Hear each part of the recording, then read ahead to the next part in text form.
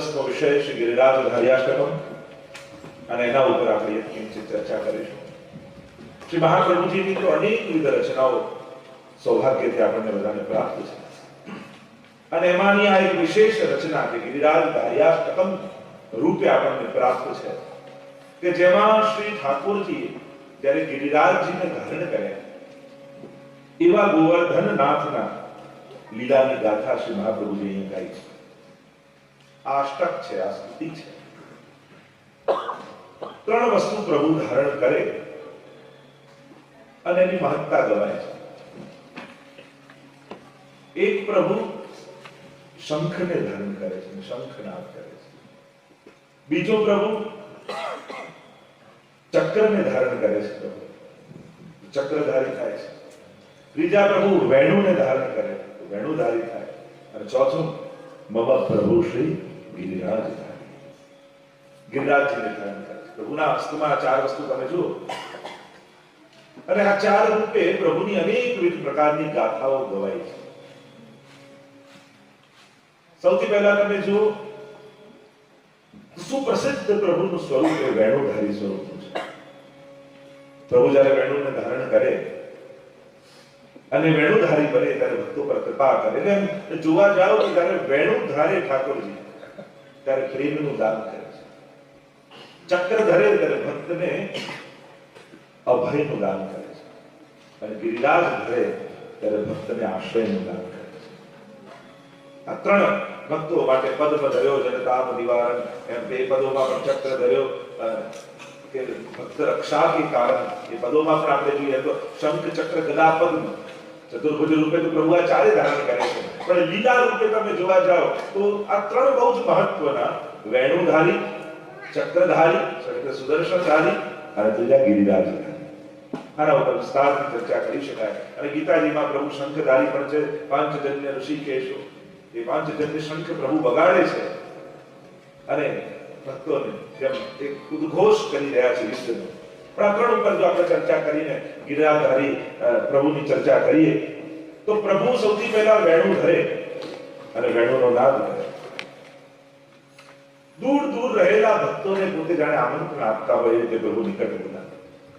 પણ એ જે પ્રભુ જ્યારે શંખ વગાડે તો શંખ છે તે વાદ્ય નથી પણ આયુધ છે, હથિયાર છે. એટલે પ્રભુ શંખ વગાડે ત્યારે એમાંથી એવો અવાજ થાય કે અવાજથી ભયભીત થઈ શત્રુઓને એમ થઈ જાય કે મારું મૃત્યુ આવી, એવો ભયાનક અવાજ. એટલે મહાભારતના કૃષ્ણ અને ભાગવતના કૃષ્ણ બંનેની ઘણી વાર સમાનતા આપણે વિચારવા જઈએ તો એમાં પ્રધાન સમાનતા તફાવત એ સરખામણી આદિ કરીએ તો એકમાં શંખનાદ કરે છે, એકમાં વેણુનાદ કરે છે, એકમાં ઘોડાઓની આસપાસ ભગવાન છે, એકમાં ગાયોની આસપાસ છે, એકમાં રણભૂમિમાં ભગવાન છે, એકમાં રાસભૂમિમાં ભગવાન છે, એકમાં યુયુત્સુ છે, ધર્મક્ષેત્રે કુરુક્ષેત્રે સમવેતતા યુયુત્સવા યુયુત્સુ યુદ્ધની ઈચ્છાવાળા, અને એકમાં મુક્ષુ છે, મુક્તિની ઈચ્છાવાળા લોકો છે. અનેક પ્રકારથી આપણે ચર્ચા કરી શકાય. તો એ સમાનતા કરવા જાઓ રણભૂમિમાં રહેલા ભગવાન અને રાસભૂમિમાં રહેલા ભગવાન. તો વેણુધારી પ્રભુ પ્રેમનું દાન કરે, સ્નેહનું દાન કરે, એનું માધ્યમ વેણુ છે. જ્યારે હસ્તમાં સુદર્શન ઠાકોરજી ધારણ કરે છે ત્યારે ભક્તોને નિર્ભયતાનું દાન કરે, રક્ષા કરે છે ભગવાન, એના માટે ધારણ કરે, નિર્ભય બને. સુદર્શનધારી પરમાત્મા અને અમરીશ રાજા આદિની કથામાં પણ આવે છે કે જ્યારે અમરીશ રાજાની પરીક્ષા દુર્વાસા મુનિએ કરી ત્યારે ભગવાનનું સુદર્શન એમની પાછળ પાછળ રહે. ત્રિલોકમાં ગયા પણ કોઈ બચાવનારું ન રહ્યું ત્યારે ભગવાનના શરણમાં આવ્યા. ભગવાને પણ કહ્યું કે અહમ ભક્ત પરાધીનો, હું તો ભક્તને પરાધીન છું, જેનો અપરાધ કર્યો છે એની જેવી ક્ષમા માંગ. અને સુદર્શન એમની પાછળ પાછળ દોડે છે, ભક્તની ક્ષમા માંગી છે ત્યારે એમને મુક્ત કર્યા છે. તો આ સુદર્શન ભક્તોની રક્ષા માટે ભગવાને ધારણ કર્યું.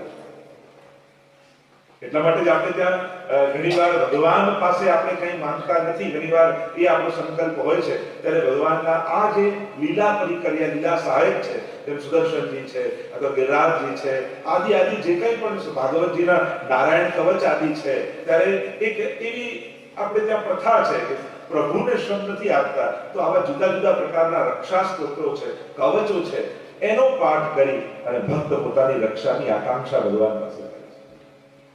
એ પણ એક પ્રકાર આપણે ત્યાં છે. ચક્રધારી છે, ત્રીજા કયા મમ પ્રભુ શ્રી ગિરિરાજધારી, અને ગિરિરાજધારી ઠાકોરજી આશ્રય દાન કરે છે. છે. આ બધા લીલાથી પરિચિત છો કે જ્યારે ઇન્દ્ર કોપાયમાન થયા અને જ્યારે ગિરિરાજજીને ધારણ કર્યા ત્યારે ઠાકોરજી ગિરિરાજધારી બન્યા છે.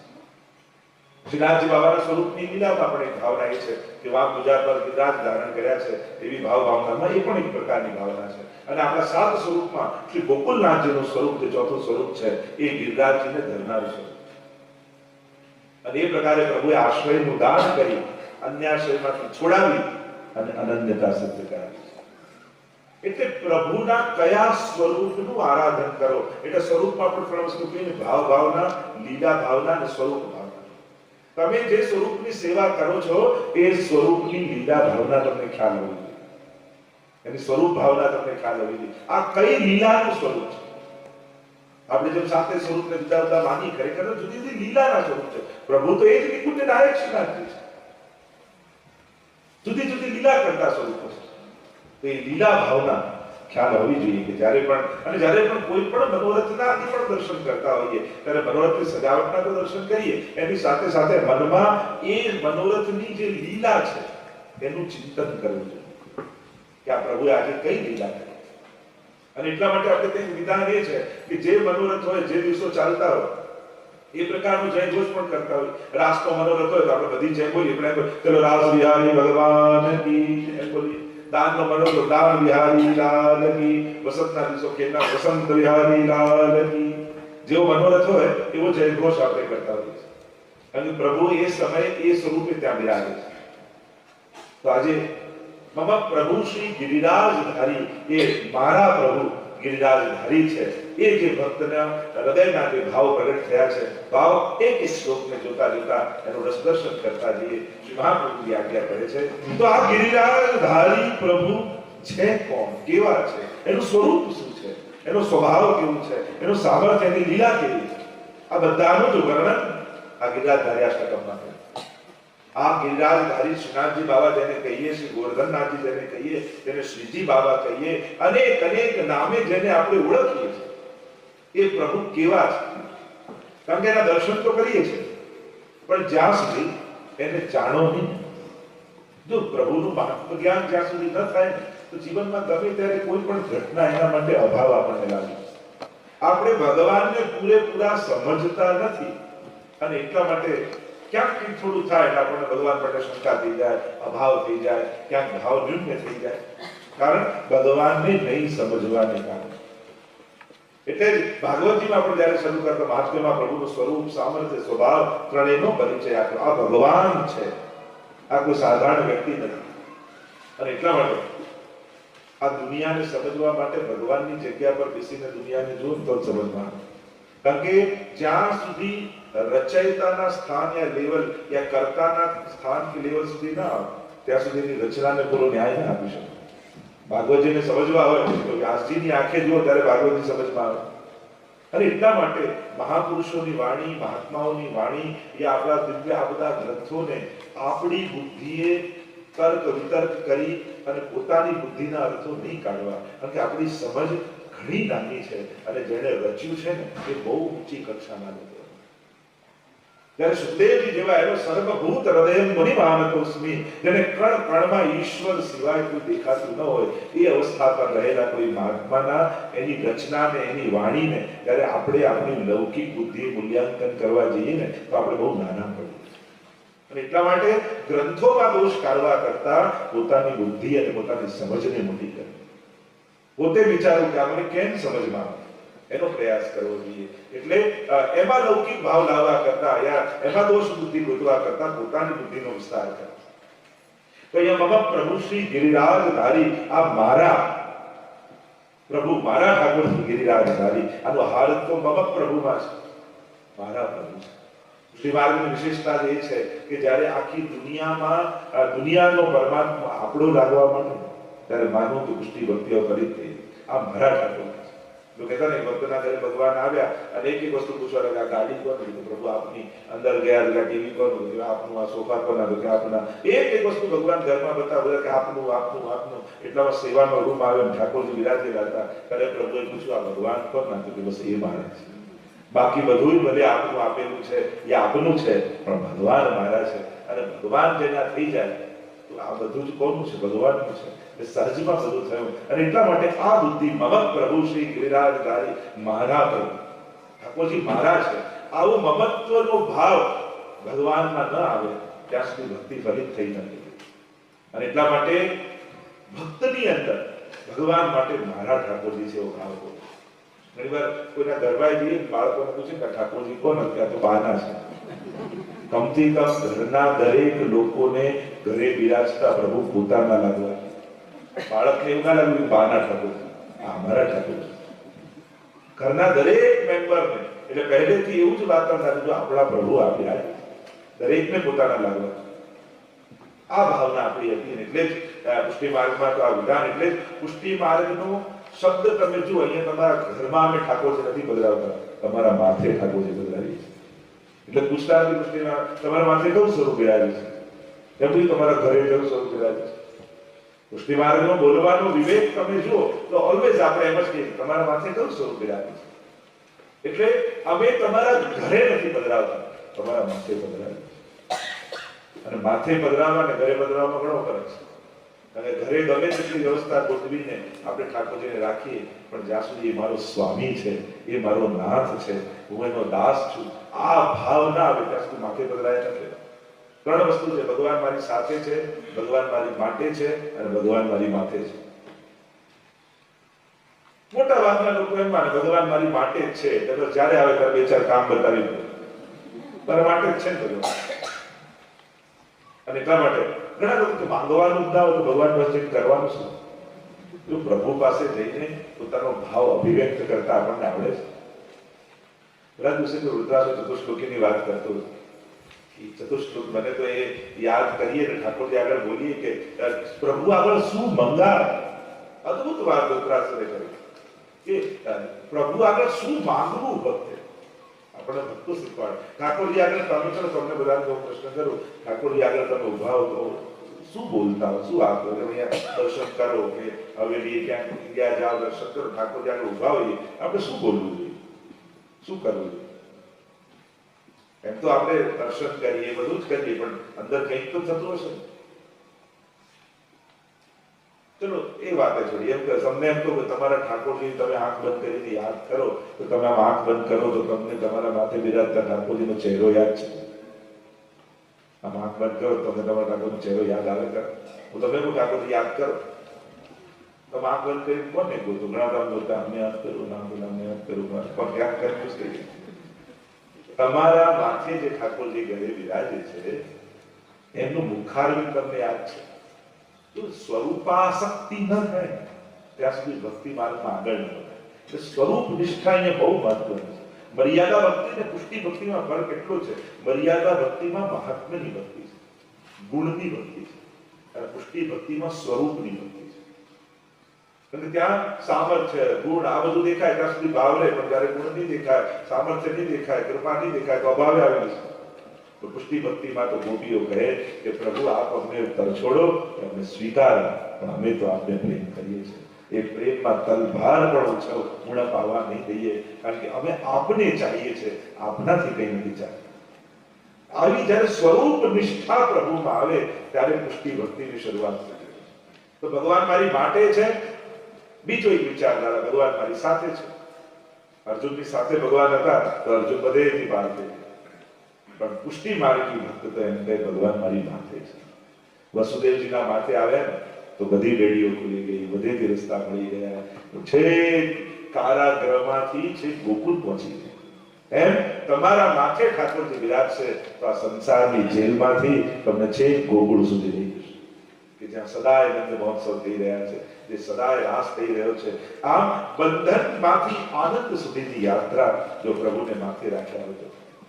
એટલે કે માથે રાખવા એટલે એના ભરોસે જીવવું, એના આધારે જીવવું, એના આશ્રય જીવવું. ફરી તમને એ પ્રશ્ન કરું કે જ્યારે જીવનમાં આવો સમય આવશે કે જ્યારે કોઈ સાથ આપનારું નહીં દેખાય, ત્યારે ક્યાં જઈને પગ પકડશો? કોના પગ પકડશો? કોઈ એક મંત્ર, કોઈ એક માળા, કોઈ એક સ્વરૂપ. કારણ કે આશ્રય બહુ જ મહત્વનો છે. મમ પ્રભુ શ્રી ગિરિરાજધારી, મારા પ્રભુ કોણ? આ ગિરિરાજ ધરવા વાળા પ્રભુના ચરણ મેં પકડ્યા. વ્રજવાસીઓને પણ એમ થયું જ્યારે કોઈ સહારો ન દેખાયો, ઇન્દ્રનું પૂજન બંધ થયું, કોપાયમાન થયા અને વર્ષા ચારે ઓર વરસવા લાગી, અને જ્યારે કોઈ સમર્થ ન દેખાયું ત્યારે પ્રભુના શરણે ગયા. એમ આપણે કોના શરણે આવી વાર્તા આવતી પસંદ આવતો કે એકવાર એક ગાય અને ગોવાળીઓ ચરાવવા માટે વનમાં લઈ ગયો અને ટોળું ગાયનું ચરાવે છે, પણ એ ગાય છૂટી પડી, જંગલમાં છૂટી પડી. એક સિંહે જોઈ કે આ ગાય એકલી છે, મોકો છે, એની પાછળ પાછળ સિંહ દોડવા. ગાય આગળ આગળ, સિંહ પાછળ પાછળ, ગાય આગળ આગળ, સિંહ પાછળ પાછળ. ગાય ગભરાઈ, હમણાં મને મારી નાખશે. દોડતી દોડતી દોડતી, બીજું તો કઈ નહીં, એક ખાબોચિયા જેવું તળાવ જેવું હતું, એ પણ કાદવથી ભરેલું. ગભરાઈને કૂદી ગઈ અને સિંહ લાલચમાં એને ખાવા માટે સિંહ પણ કૂદી. બંને કૂદી ગયા કાદવમાં. હવે બંને ડૂબવા લાગ્યા. સિંહે ડૂબવા લાગ્યો, કોશિશ કરે પહોંચવાની, ગાય સુધી પહોંચી નથી શકતો, પણ અંદર ખૂપાતો જાય, અને અહીંયા ગાય પણ ખૂપાઈ રહી છે, પણ ગાય નિશ્ચિત છે, સિંહના મુખમાં ભય છે. અને ત્યારે ગાયે કહ્યું, સિંહ, તું જંગલનો રાજા છે, છતાંય તારા ચહેરા પર ડર કેમ છે? અને હું અબળા ગાય છું, છતાં નિર્ભય કેમ છે? મને ભય નથી, તને કેમ મરવાનો ડર છે?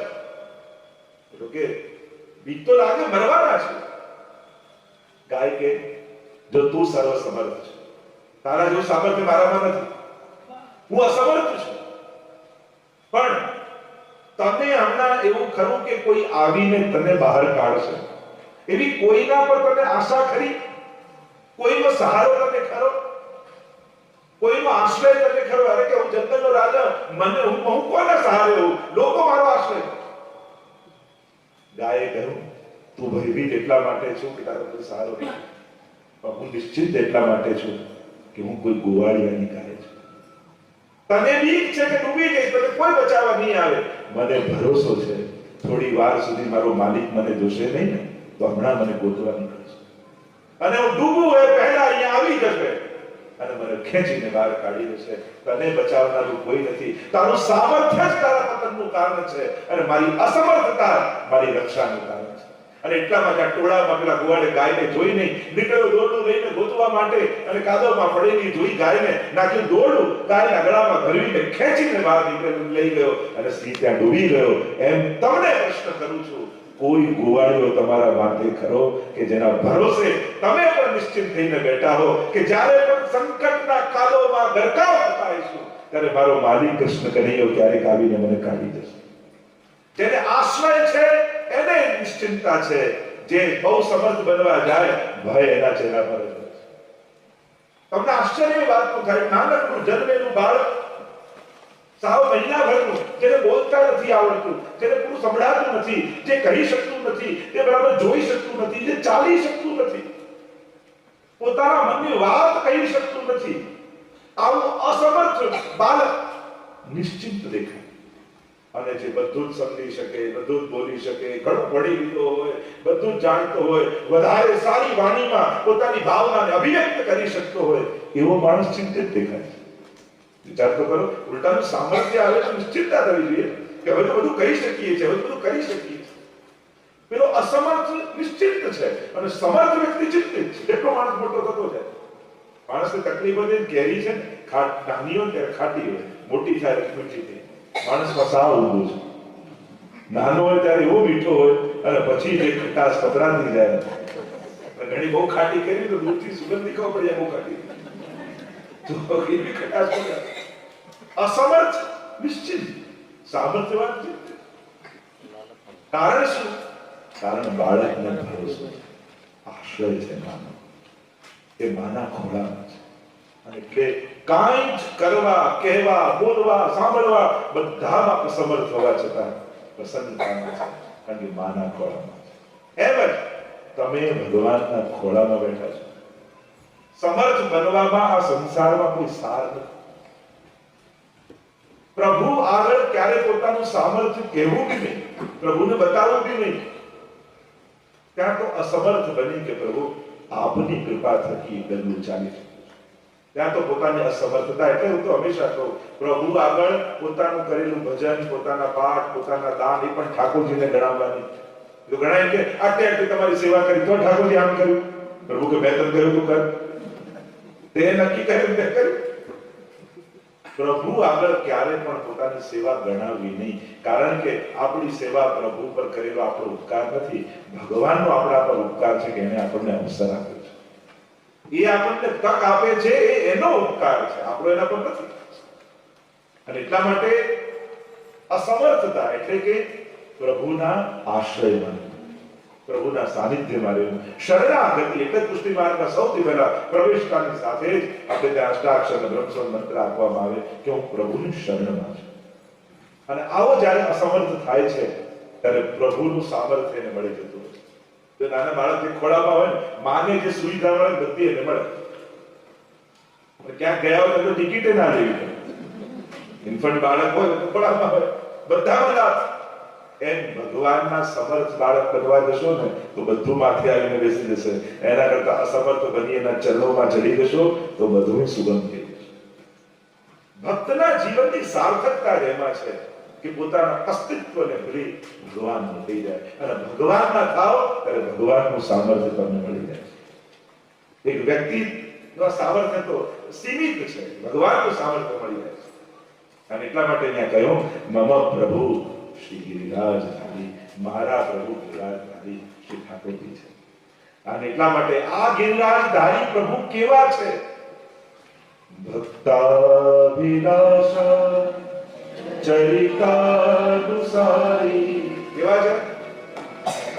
આપણે બધા અત્યાર સુધી એમ માનતા હતા કે ભગવાન જે કરે એમની ઈચ્છા પ્રમાણે, નાટકમાં આપણે જોયું કે બધું ભગવાનની ઈચ્છા પ્રમાણે થાય.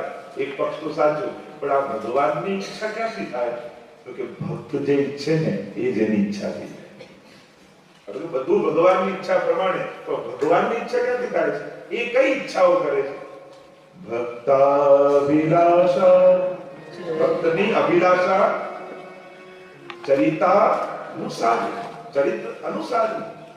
ભક્તોની અભિલાષા અનુસાર ચરિત્ર કરવા વાળા અશનાથી છે.